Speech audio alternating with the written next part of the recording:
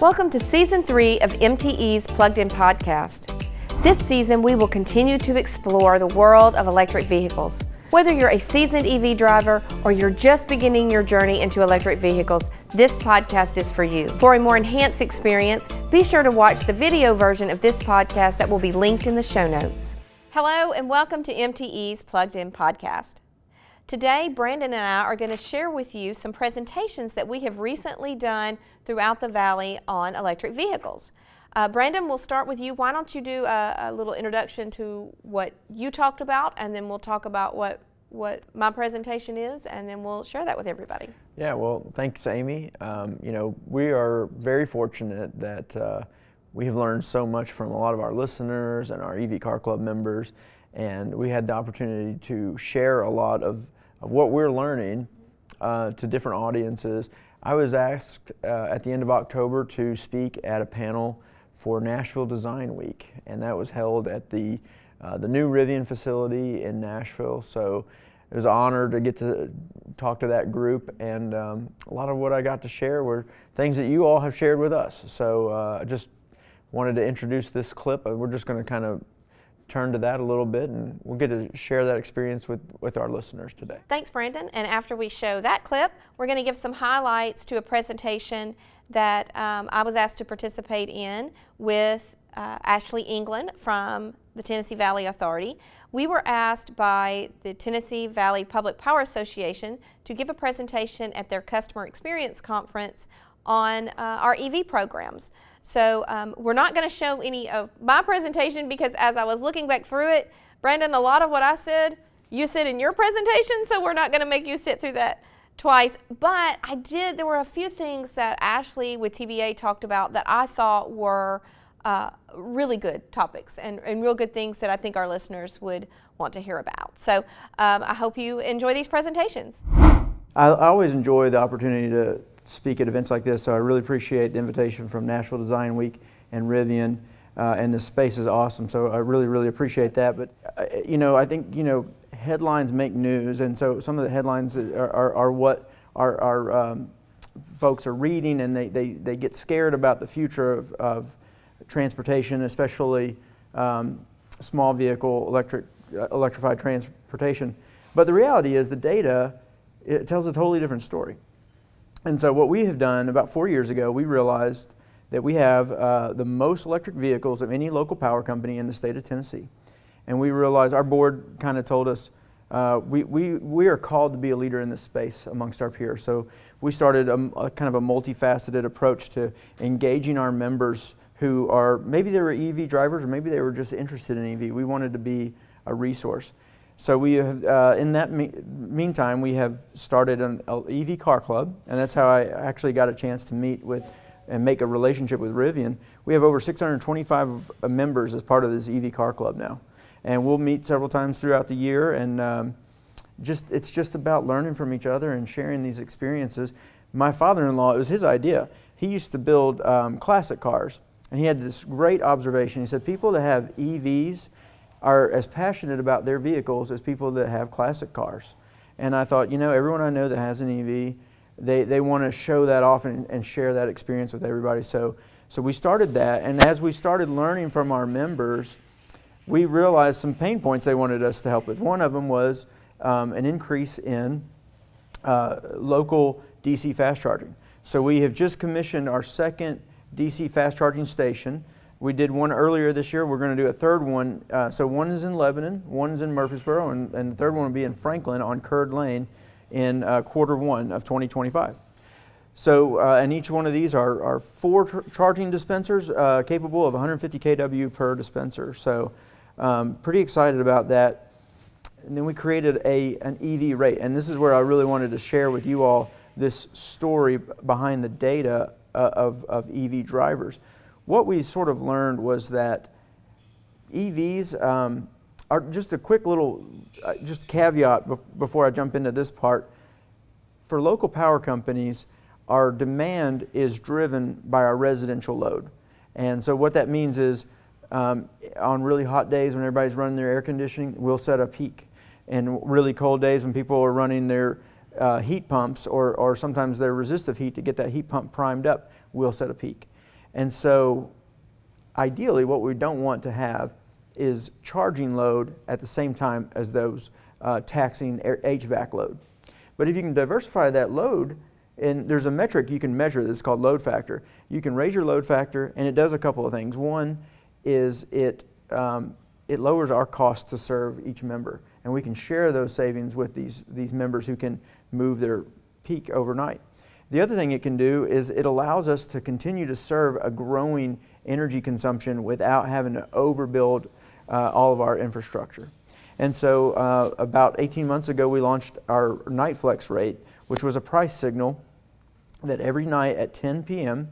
you could get a 3-cent reduction per kWh on your, so if let's say that the rate is 10 cents, you would pay 7 cents between 10 p.m. and 4 a.m. And then the rest of the time, instead of 10 cents, you'd pay 11 cents. But what we have seen from folks who have adopted it, some people are saving up to 15% on their electricity usage and their bills. And simply by telling these very smart devices, don't start charging until 10 p.m. And it also saves us money. It prevents us from having to overbuild our services. So we're trying to do, because I think in terms of sustainability, we don't generate energy, but what we do is try to utilize efficiently what we do have so that we can get, build a grid that is efficient, and there is a, whether or not that meets the definition of sustainability, it certainly goes hand to hand with that effort to make a very smart next generation energy consumption profile. And I do want to share one more thing, and I'll pass the microphone, but I said we don't generate energy, but I also want to tell you that we just announced, and some of you may have seen it, we announced, I think in April or May, a 110 megawatt fixed axis, single axis tracking solar array that is scheduled to come online either towards the end of 2026 or the beginning of 2027. So this will be the largest solar array that any local power company in the TVA region owns, and we're really excited about that project. First, just want to kind of contextualize, why are we talking about this? Why is that important to us? And the reality is that EV adoption is on the rise. As you can see here, nearly 40% of consumers say that they are considering an EV for their next car purchase, and that's just in the US. And then by 2025, the US is projected to have over 15 million EVs on the road. Right now, or as of 2023, EV market share across the country was about 9%. So there's about 5 million total as of 2023. We're a little behind here in our region. In the Tennessee Valley, EV market share represents about 4% total, but that was in 2023 a 43% increase in the year before that. So year over year, it's just growing and picking up steam, and adoption is really beginning to snowball here too. We currently have about 60,000 EVs on Valley roadways, but predictions and those who kind of forecast EV adoption say that by 2028 they think we'll have 12% of market share will be EVs, and by 2035 that's going to be more like 20%. So EVs are picking up steam, and if we want to be on the forefront with all the pros and maybe some of the possible downsides that they bring, we need to position ourselves and be authorities on this subject to provide real information, because EVs can bring a lot of benefits to our communities. I did want to also just share the investment from EV manufacturing in our area of the country is really tremendous, and that in and of itself offers a really great benefit to communities. When you see the Volkswagens and Blue Oval Cities, Ford, you see battery developers, all that. There's a tremendous amount of manufacturing and economic development that is going on with EVs in our area. So again, it's another reason to consider EVs and how you can position yourselves and prepare your communities for them. How does that look locally, and what does that look like? Again, that mid-range forecast, which so far has turned out to be about true, right? There are people who have forecast, oh, they're going to take over everything, and some say, oh, they're never going to get adopted at the rate. So far, the medium-range forecast is showing to be true. According to that medium-range forecast, it looks like we'll have about 200,000 electric vehicles on Valley roadways by 2028. So what does that mean? What does that bring with it? Well, it brings $120 million invested annually in the local economy through the fuel that EVs run on, electricity. So that's a real benefit to all of us in this room, right? That's bringing, keeping dollars in our communities. It also promises over $200 million in consumer fuel savings annually. Electric vehicles are cheaper to fuel than internal combustion engines. And then the fourth bullet that I know is kind of where the anxiety comes in is around the load growth and what is the anticipated load growth for EVs. By 2028, if we hit this number, it's looking like it's about 0.5% load growth. But I like to remind everybody, with that growth, that's a very flexible and favorable load shape in all reality, and a lot of energy storage potential. So we've been doing research, TVA, we've partnered with EPRI to look at real world data here in the Valley of how actual EV drivers are charging, how is their demand looking.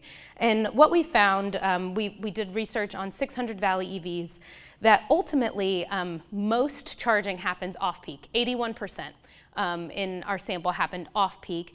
It's primarily level 2 residential charging, which happens overnight. So it's ultimately likely to be a very favorable load shape for all of us, and does not necessarily bring with it, you know, the dire grid impacts that maybe some people have concerns about, and maybe some people even inside your own organizations have some concerns about.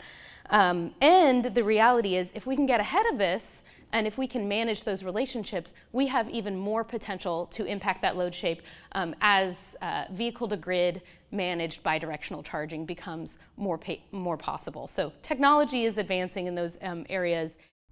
So I think the first thing is to build awareness. What do your communities, your residents, members know about EVs? We've done a lot of research before we launched kind of our EV consumer awareness journey. We did a lot of in-depth research.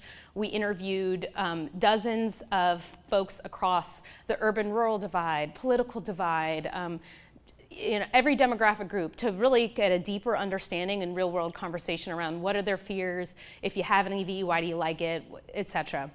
And these are the most common things you're going to hear about. Range anxiety, grid capacity. That's a little bit newer, but we're hearing it more. Affordability, performance, and environmental impact. The point that I kind of want to make about all these is that we actually probably have really strong information and evidence to share for why some of these things may not be as concerning as people think they are. Range anxiety.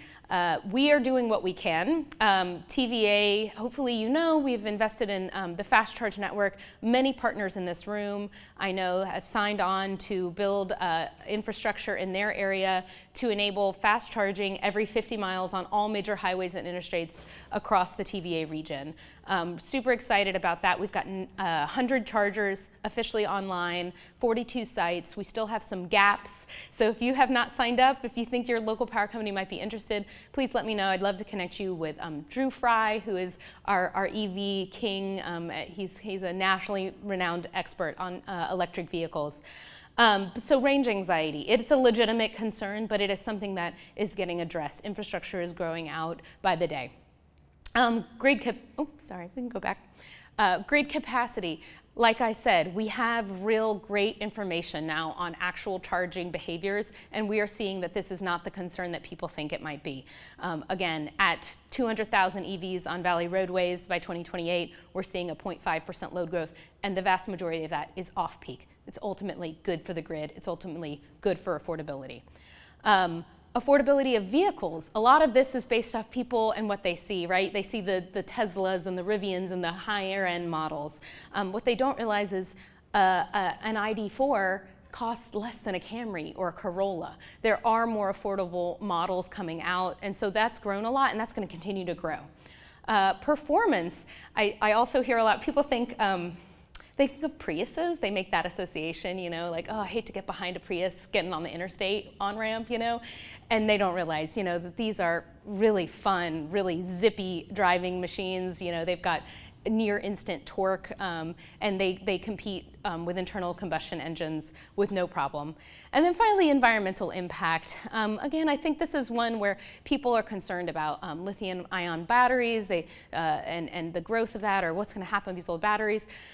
Some of that I think is a little emotional. I mean, everybody has a lithium-ion battery in their pocket or their purse right now because they're in all of our technologies. And so some of that is people, I think, feeling like electric vehicles are maybe an affront to them in some way. But the reality is all the research shows that net EVs are a positive. They net release less CO2. So ultimately, again, with facts and information and evidence, we might be able to help people feel more comfortable with these concerns.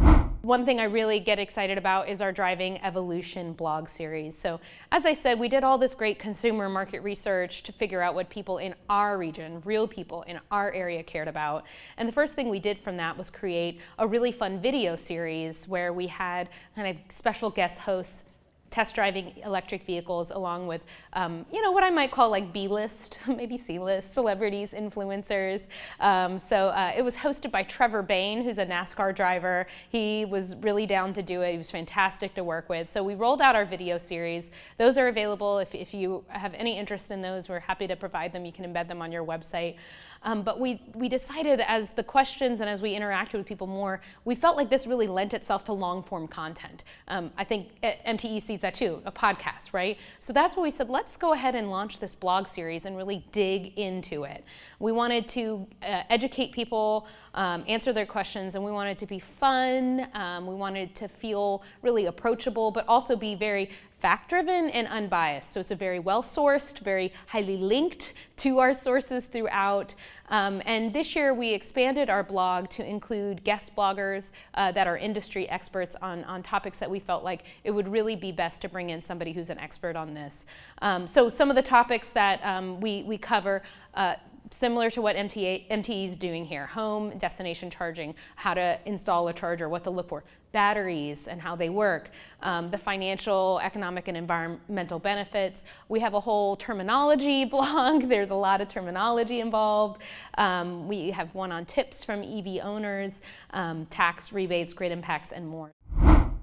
Well, we hope you enjoyed those clips, and you know, from Amy and I, we're honored to be able to represent not only MTE, but all of our members, all of our car club members in these different audiences. When we started this podcast and the car club, our goal was to be a resource for all of our listeners, and what we've learned is that we've actually become a resource for other folks in our industry, right. And that's mostly because of what you all have shared with us. So thank you all for the opportunities you've given us to hopefully represent you all well. Right, and one thing, you know, as you said, in my particular instance, I was talking to people in other utilities, you know, that have programs or don't have programs, and I was surprised when even asking the question, you know, raise your hand if y'all have something about EVs on your website, and there were not a lot of hands raised, you know. So in a lot of areas in the state, people are just starting to dip their toe into the EV world. You know, what I found out was that we really are kind of ahead of the game, and that is 100% based on the adoption that our members have done. You know, they've made us kind of push into that maybe a little bit faster than others because they're here. The EVs are here, and we want to be that resource for everybody. So thanks for listening today. If you have any questions about MTE's EV Ready program, the Night Flex rate, or anything EV related, email us at evcarclub@mte.com. And for more information on MTE's Drive EV programs or the EV Car Club, visit driveev.com. And until next time, plug in, power up, and drive safe.